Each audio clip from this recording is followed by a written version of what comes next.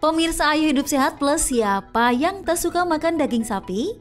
Ya, daging yang satu ini adalah salah satu jenis daging yang paling disukai di Indonesia. Rasanya yang gurih membuat daging ini pun nikmat diolah dengan cara apapun. Di Eropa maupun Amerika, T-bone, iga atau daging khas luar diolah menjadi steak. Lain lagi dengan masyarakat di tanah air. Hampir seluruh bagian daging sapi digunakan dan diolah menjadi berbagai hidangan lezat dan menggoda. Sebut saja rendang, gulai daging, sop hingga sate. Pemirsa, lalu olahan daging sapi apa ya yang Anda sukai? Jadi sebetulnya tidak banyak, paling digoreng atau dibikin seperti steak aja. Ya diituin aja di rendang, kalau nggak disemur aja gitu.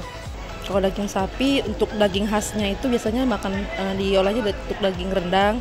Kalau ada yang kayak tulang-tulangnya atau itunya buat sup. Hai pemirsa, hari ini saya mau dimasakin daging. Ikut saya yuk.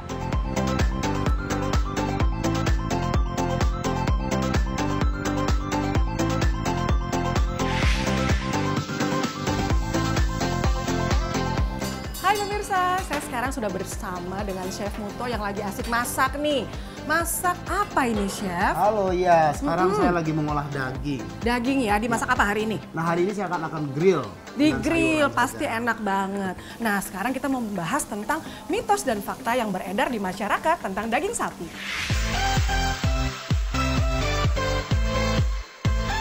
Konsumsi daging sapi di masyarakat memang sangat besar. Selain beberapa olahan khas Nusantara, bakso adalah salah satu olahan daging sapi yang banyak dijumpai. Kelezatan daging sapi yang menggoda membuat masyarakat kadang terlena dan mengkonsumsi daging sapi dalam jumlah yang banyak. Sedangkan ada banyak risiko bagi kesehatan jika dikonsumsi dan diolah dengan cara yang kurang tepat. Hingga beredar sejumlah kabar yang mengatakan bahwa daging sapi tak baik bila dikonsumsi saat sedang diet. Fakta atau mitos ya pemirsa? Itu adalah mitos. Ya, padahal sebenarnya daging sapi kan merupakan sumber protein yang baik. Ya kan, proteinnya bagus. Kira-kira dalam 100 gram daging sapi itu mengandung bisa sampai 25 gram protein. Ya, protein hewani tentunya. Dan itu pun sebagai asupan yang baik pada saat orang berdiet. Intinya pada saat berdiet itu sebenarnya kita harus atur asupan total yang masuk. Dan salah satu sumber untuk protein pada saat diet itu bisa dari protein hewani yang dari daging sapi.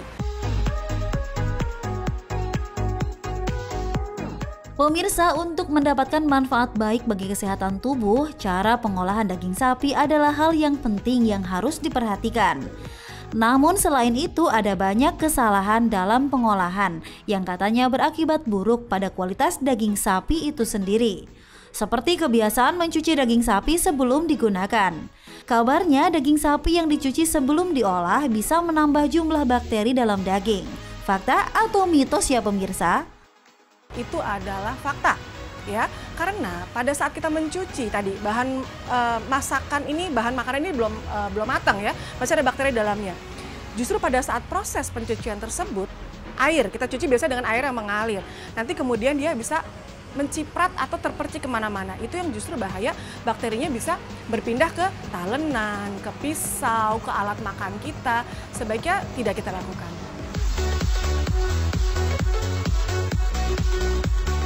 Anda tentu tak menolak saat mengkonsumsi steak ataupun sate. Meski menggunakan bumbu yang cukup sederhana, kedua olahan ini tetap sama nikmat di lidah. Nah, berbicara seputar sate ataupun steak, tingkat kematangan saat mengolah daging ini menjadi perhatian khusus. Jangan sampai terlalu matang ataupun mentah. Karena kabarnya jika mengkonsumsi daging sapi yang belum matang, bisa berbahaya bagi tubuh. Pemirsa, itu fakta atau mitos? Itu adalah fakta. Ya, jadi memang pada daging sapi yang tidak matang, maksudnya yang raw, yang masih mentah, itu masih terdapat bakteri.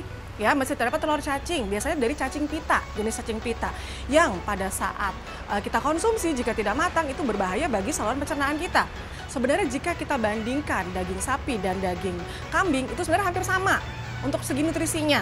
Per 100 gram itu tadi proteinnya kira-kira 25-26 gram, sedangkan daging kambing itu bisa 25 gram. Jadi benar-benar hampir mirip. Lalu bagaimana ya tips konsumsi daging sapi yang benar? tips konsumsi daging sapi. Pertama, daging sapi tersebut sudah harus diproses sampai matang. Ya, biasa kita makan dalam kondisi yang sudah matang.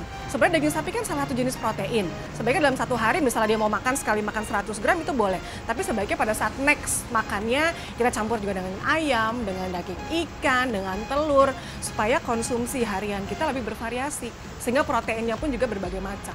Jadi biasanya kalau untuk cara yang tradisional kita bisa mengempukkan daging sapi itu dengan daun pepaya. Kenapa daun pepaya? Karena daun pepaya itu mengandung enzim papain. Sifatnya adalah memutus rantai protein. Jadi sehingga si daging sapinya itu bisa lebih empuk. Nah pemirsa, sebagai informasi tambahan, Chef Muto ingin berbagi tips cara menyimpan daging sapi yang baik. Mau tahu caranya? Ini dia tipsnya untuk Anda.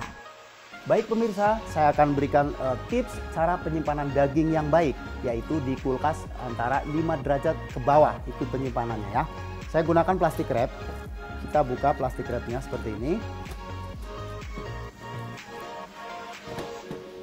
Kemudian daging kita taruh di sini, dilipat, dibungkus, kemudian kita potong dengan pisau. Nah, seperti ini. Kemudian kita kasih tanggal di sininya, tanggal berapa kita taruh di freezer. Kalau misalkan ibu-ibu di rumah tidak mempunyai aluminium foil, tidak punya plastik wrap, bisa menggunakan daun pisang, ya kan? Nah, caranya seperti ini, tinggal kita masukin ke daun pisang seperti ini, kemudian kita gulung. Tereng. Nah, seperti ini, kemudian biasa dikasih tanggal dan ditaruh di freezer. Nah, pemirsa, untuk penyimpanan, untuk lamanya itu bisa hampir 4 bulan.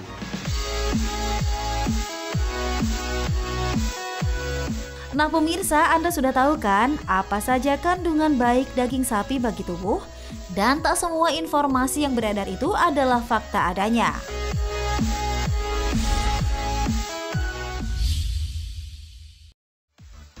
Pemirsa, Anda mau tahu rahasia sehat ala Wakil Presiden Yusuf Kala? Jangan kemana-mana, tetap di Ayu Hidup Sehat Plus setelah yang satu ini.